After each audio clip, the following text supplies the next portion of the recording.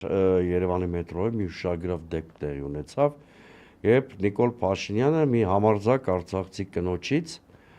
Արմինե Մոսեյանից, որը լեգենդար հրամանատարի դուստր է, առաջին արցախյան պատերազմի նահատակված հրամանատարի, ստացավ իր ավերիչ քաղաքականության էպիկրիզը, որպես ապտակ, հա։ Մարդը շատ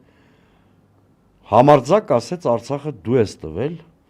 մեզ տնավեր դու ես դարձել, չնայած եթե արդար լինենք, մեկ օր առաջ էլ Չարենցավանում էր այդ ապտակը ստացել, այո։ Գրեթե առասարակ բոլոր բնակավայրերում ինքը ապտակը ուտում է, ինքը կոպտում է։ Բայց այս դեպքը հատկապես ուշագրավ էր, որովհետև Նիկոլ Փաշինյանը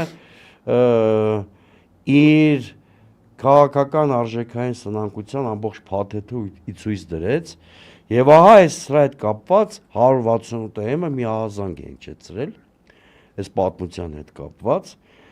ԿՊԻ ու Նիկոլ Փաշինյանի աջակիցները ոչ միայն հալածում են մետրոյի միջադեպի ժամանակ Նիկոլ Փաշինյանի կողմից թիրախորված Արմինե Մոսեյանին իր չասած բառերի համար, այն որ վերագրում են իբր ասելա թքած ունեմ այդ դրոշի վրա, բանի վրա, քարտեզի, բայց նման բան չի ասել։ Դաժե եթե ասել է, հա, իր համար է, իմ համար էլ ես էլ թքած ունեմ այդ քարտեզի վրա։ Ոչ միայն կեղծիք ու ատելություն են գեներացնում նրա նկատմամբ, այլ բացահայտ սպառնում են նրա մանկահասակ որդուն։ ԿՊ-ական բլոգեր Մերի Տոմոյանի գրառման ներքո Տիգրան Սարոյան անվամբ չափահաս օգտատերը հետաքրքրվել է, թե որ դպրոցում է սովորում Արմինե Մոսեյանի որդին են, մանկահասակ երեխայի մասին էր խոսքը, օգտատերերը համացանցում նաև մարդու իրավունքների պաշտպանին են դիմել կանխելու հավանական բռնությունը, դե բնականաբար։ Իսկ մարդու իրավունքների պաշտպանը ինչ որ մի ձև արձագանքել է այդ թեմային, ապա այո։ Այդ օրը երեկոյան, երբ որ արդեն Նիկոլ Փաշինյանը ներողություններ խնդրել եւ ամենուրեք ցանկանում էր այդ կնոջը տեսնել, որ մի հատ էլ հրապարակային ներողություն խնդրի, ես դրան էլ կանրադառնամ, էլի շատ կարճ ես ասացի ու ներողության պատմությանը, մարդու իրավունքների պաշտպանը, իդեպ այդ օրը ես երկար ընդմիջումից հետո հիշեցի, որ Հայաստանում նման պաշտոնյա կա, իսկապես մոռացել էի, որ Հայաստանում նման պաշտոնյա կա, մի ոչինչ չասող տեքստ հրապարակեց, այսինքն կոնկրետ անվանական հասցեագրում չուներ տեքստը, որը այդ խմբերի նկատմամբ փախստականներ եւ այլն պետք է զգայուն լինել եւ այլն եւ այլն։ Այսինքն տրվեց ինչ-որ գնահատական։ Էլի այդ մարդկանց սեպարացիայի էին ենթարկում, որ իրենք ինչ-որ առանձին։ Հա, բայց չի ասում, ինչի հիման վրա է այդ հայտարարությունը արել, որտեղ օրինակ ես ու Արմինե Ադիբեկյանը այդ օրը կամ նախորդ օրը հարցազրույց ենք տվել, այդ խմբերին չենք թիրախավորել, կամ որևէ այլ մարդ։ Սպարզա, որ այդ Նիկոլ Փաշինյանի մետրոյի արկածների գնահատականներ, ուղղակի այդքան էին թույլատրել իրան ասել, տես չափավոր, տես լայթոտ մի հատ տեքստ,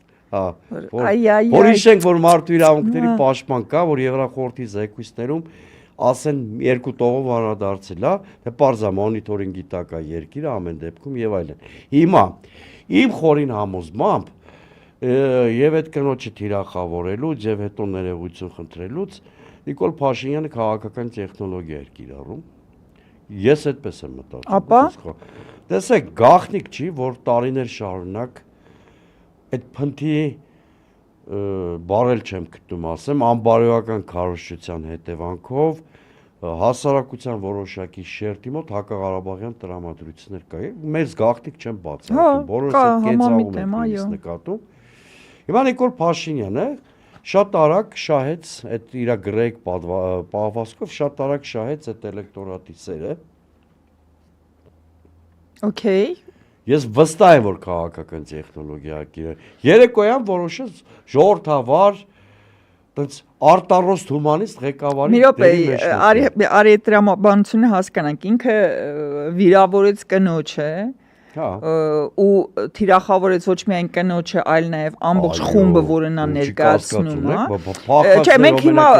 փաստերն ենք արձանագրում։ Դրանով ինքը շահեց ինչ-որ զանգվածի։ Հիմա այդ զանգվածը ինչ, այդ ամեն ինչը տեսավ, ասեց։ Բա եթե այդպես չլինի։ Մի րոպե։ Բայց հետո դրա մի քանի ժամ անց Նիկոլին բացատրում են, ասում են ընկերո դու դեգեներատ չես, ես չես անում։ Հա, ինքը ներողություն ա խնդրում։ Այդ էլեկտորատը չի տեսնում, չի զգում, չի փոշմանում, ասում է, այդ դու չէիր արա նոր Ասլանը իր կտրել հիմա դուք կարիք չկա ձեզ բացատրելու, որովհետև դուք մի հատ ընտանեկան միջավայրում եք ձևավորվել, որտեղ շատ լավ հասարակական կարծիքի կառուցվածքը